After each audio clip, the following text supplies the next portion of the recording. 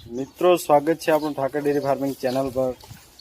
ઘણાઓને એવું હતું હશે કે એચએફ ગાય ખરીદવા માટે કયા કયા લક્ષણો આપણે જોવા પડે, તો હું તમને જે 4-5 લક્ષણો છે એ હું તમને જણાવી દઉં કે જ્યારે આપણે એચએફ ગાય ખરીદવા જઈએ ત્યારે તેનું ચારે ઓસળમાં સરખું દૂધ હોવું જોઈએ, એ ખાસ કરીને જોઈ લેવું। અને ઢીંચણથી ઉપર જે એનાથી ઉપર બાવલો હોવો જોઈએ, એનાથી નીચું એનું વરાક ન હોવું જોઈએ।